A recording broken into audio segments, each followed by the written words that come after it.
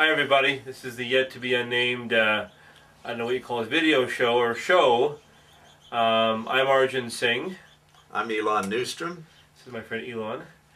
And Elon and I, years ago, and sort of throughout the years, I guess last couple of years, were involved with the community radio here in Kamloops. And he had a great show. It was called This Hot Kitchen. This Hot Kitchen, that's right. It comes from the expression, if you can't take the heat, get out of the kitchen. And there are so many hot button political issues flashing around the internet, television, everywhere right now that it is pretty hot in the kitchen, isn't it? It is. It is quite hot in the kitchen, and it's. I did it. Obviously, it didn't do anything to do with politics. I did a technology show because that was kind of my past life. But I've always been interested in issues, and now I sit on Kamloops City Council, as some of you who are watching might know, and certainly have been involved with lots of issues the last couple of years. Well, almost a couple of years that I've been on City Council. So yeah, this is a show just basically about issues, hot issues, locally in Kamloops, British Columbia, Canada, but also globally, and hopefully a lot of things we'll talk about will have a global relevance. That and exactly, and that's one of the things that we could do as well, Arjun, is how do politics and technology relate to each other? That's a great one. Because it appears to me they're devouring each other in the strangest way. And what's the synthesis that's going to come out of that? And as you say, not only locally here in Kamloops, and how a medium-sized city, Kamloops, by the way, is in British Columbia, Canada. We're right in the interior, in the grasslands. It's ranching country, mining, logging. The pine beetle is destroying all our timber. That's going to affect our economy big time. We got problems, but I'm sure many people in Kamloops are thinking, how, what's the future going to be like in terms of how a medium-sized city and the individuals who live in it, how do they fit into this globalization? Yeah, and I definitely take what Elon says. I'm very excited that we have a very growing university in our community. We just got university status for our college, which has been here for 35 or whatever years, became a university college, and now has transitioned into a university. The provincial government here in British Columbia, Canada, gave Kamloops the distinction of being the newest university town in the province. So that's bringing a lot of growth to our community. Tourism is something we're trying to develop with a new organization funded sort of a bit by the City of Kamloops and a bit by the hoteliers, called Tourism Kamloops. I'm hoping that Kamloops becomes a center for technology, but that's something we've been working on for a while, and it's we've had some successful companies, but we don't really have a cohesive sector. I would say probably the best way to put that in some ways. But lots of good companies working that way as well, Elon. So we're trying to become, like a lot of other places, a center of knowledge, and that's a big driver for our economy going forward, I think.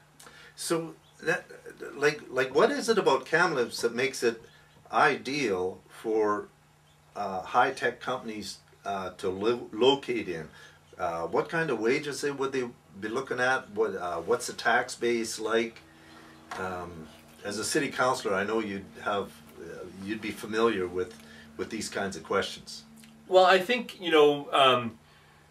when you look at the cost advantage of being in a place like Kamloops and the lifestyle advantage of being in a place like Kamloops, as opposed to perhaps a larger center. Our larger center would probably be Vancouver.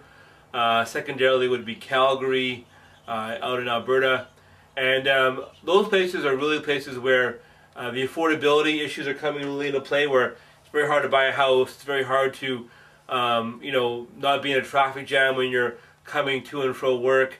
Obviously, those cities have more developed transit infrastructures, but here in Kamloops, I think we have a good transit system. I would say I use it frequently for daytime commuting. We also have a great affordability advantage. We have a great advantage of livability. It's a great place to raise a family. We have a community which is very unique, I think, in many ways, because we are a community of about 84,000 people, which is smaller than obviously a place like Vancouver. But we have a good hockey team, we have a good symphony, we have a good art gallery, we have many, many events. We have a very strong culture of participation in our community. When you go down to our main street, Victoria Street, you see people who you know and you talk to them, and it's a great community feeling, I think, very much. And it's also got in some ways, a very cosmopolitan feel, I think, in some ways, this city, as opposed to perhaps others that are a little smaller, a bit different in their orientation. Yes, that's right, and also recreation-wise, we have hundreds of, I think there's 1,000 lakes within, an hour's drive. Yeah, it's of amazing. Kamloops, It's amazing. fishing lakes, Yeah. all the recreation, Freaking incredible. boating, lakes, and this is where two rivers meet, and that's how the university got its name. Yeah, Thompson Rivers University. Thompson Rivers University. This is where the North Thompson and the South Thompson come together and continue on through the interior of the province to join the Fraser River. These are huge rivers, great to live right on. Yeah, no, it's a great place, and yeah. So I mean, that's a little bit about where we're from and what we do here. Elon obviously is a lot younger than I am, but I've been here for quite a while, and know what's going on in the community a little bit, right? So, yeah. So, where are we going to go with this show, Arjun? Like I've been reading Wickonomics by Trapscott and Williams, and The World is Flat by Thomas Friedman. These, I think, are must-read books for just about everybody out there. Yep. Because one of the ways that globalization, and there's no stopping it, and it's not about big companies, it's not about right-wing, left-wing politics, it's about how's it going to work for each and every individual in the whole world. I'm Arjun1. And I'm Elon Newstrom, and YouTube, thanks for being there so that we could be here. Okay, cool. Take care, guys.